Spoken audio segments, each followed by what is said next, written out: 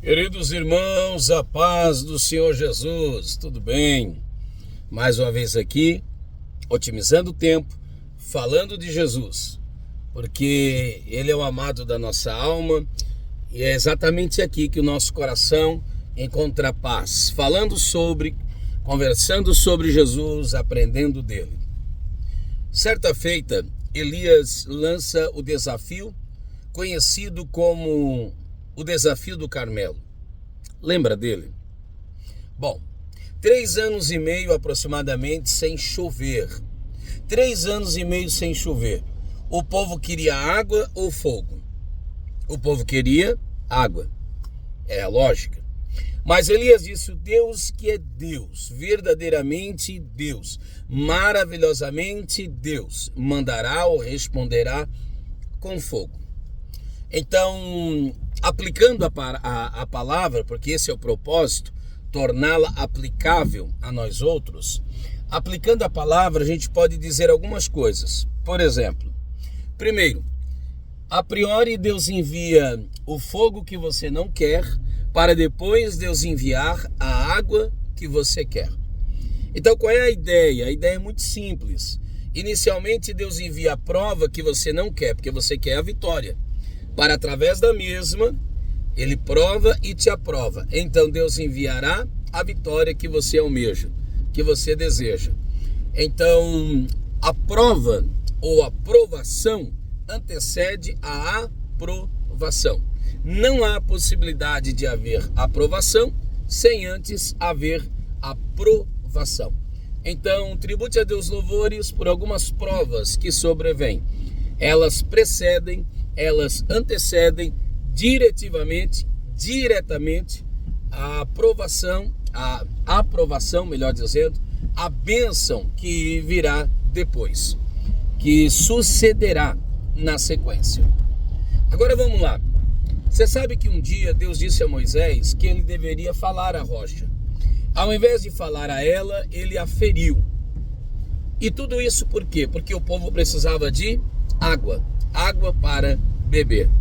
Em outra ocasião, precisava de pão para comer. Isso é, ele precisava da provisão sólida, e em outra situação, uma provisão líquida. E o que foi que Deus o fez? A despeito do erro de Moisés, a despeito da murmuração do povo, mas Deus, que a sua bondade, sua generosidade, segundo Timóteo 2:13, ainda que sejamos infiéis, Ele permanece fiel. Ele não atende segundo as nossas necessidades, mas Ele atende segundo o seu desígnio, segundo o seu propósito. E o vosso Deus, segundo a riqueza da sua generosidade, suprirá pelo tamanho da sua benevolência, se não me falha a memória, Filipenses 4:19. Então Deus vai atender o povo, vai dar pão para o faminto e vai dar água para o sedento. Porém, esse mesmo Deus que na antiga aliança, no Antigo Testamento, em ocasiões específicas, por uma necessidade específica, atendeu o povo dando água, no Novo Testamento, em João capítulo 2, nominado como o primeiro milagre público efetuado por Jesus, Ele transformou água em vinho. Qual era a falta daquela ocasião? Qual era a falta daquela festa? Era vinho, não era água. Transformar água em água não atendia a demanda. A necessidade ali não era água. A água eles tinham. A necessidade ali era vinho. Então quem é Deus? Deus é um Deus personalizado. Deus é um Deus maravilhoso, incomum, glorioso, santo, louvável. Deus é um Deus poderoso, inteligente, generoso, sábio em todo o seu saber. Eu sei que parece redundante, né?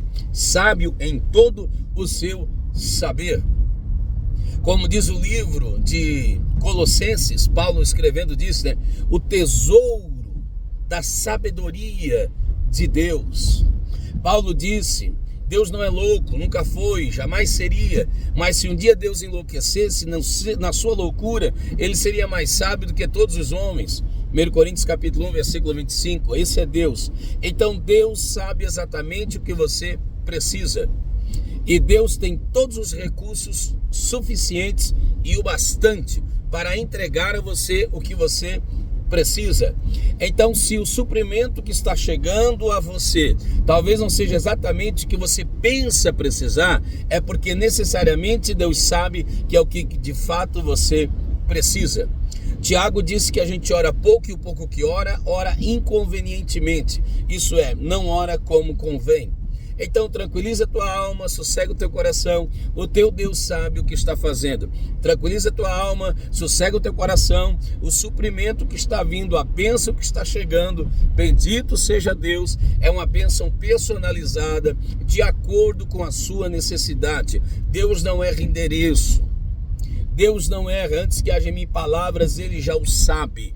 Então, se está chegando aquilo que talvez você pensa não precisar, na verdade, é exatamente o que você está precisando. Termino com a seguinte ideia: nós trabalhamos muitas vezes por necessidade, mas Deus, Ele é movido por propósito.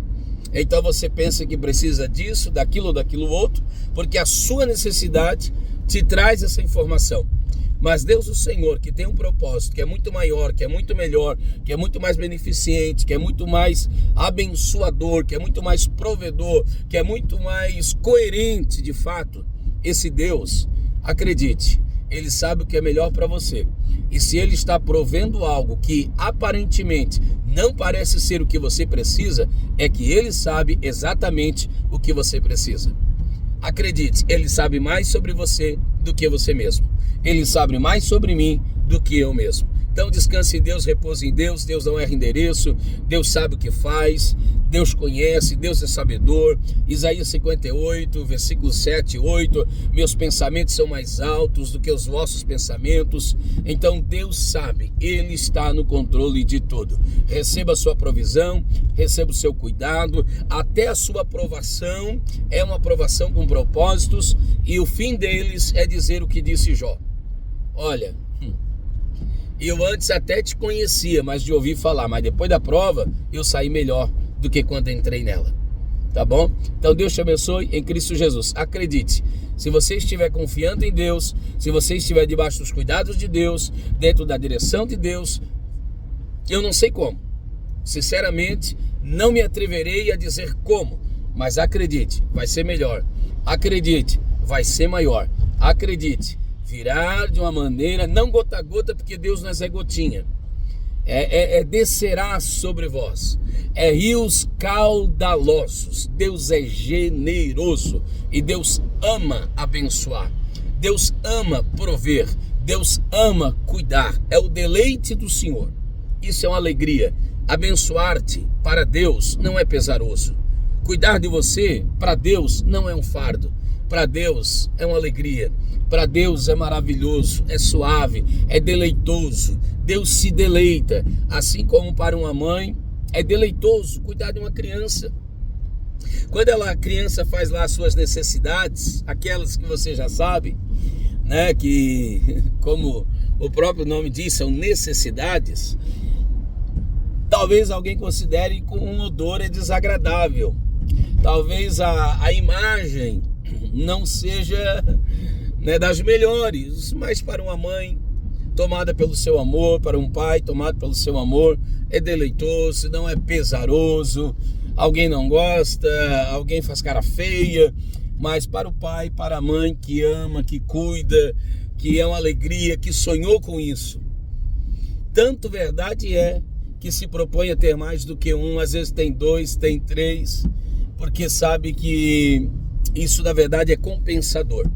É como um pai de família que sai de manhã, né? É como alguém responsável pela casa, que sai de manhã, vai para a labuta, vai para o trabalho, é dificultoso, enfrentará coisas adversas, mas ele o faz. E quando ele chega em casa, e como diz Isaías 53:11, vê o fruto do trabalho, ele fica satisfeito com isso. E ele pensa, valeu a pena, valeu a pena. Não foi em vão, não foi debalde, e se necessário for, eu farei tudo outra vez. Então, tranquilize-se em Deus, fique tranquilo, Deus sabe o que está fazendo. Deus te dará não o que você quer, mas o que você precisa. E deleite-se em Deus, porque acredite, o cuidado de Deus é o melhor para você do que aquilo que você mesmo julga ser o melhor. Deus sabe saber. Desculpa a redundância, mas grave isso no seu coração. Deus sabe saber. Deus sabe saber. Deus te abençoe em nome de Jesus. É só um pensar, nosso pão diário do dia de hoje.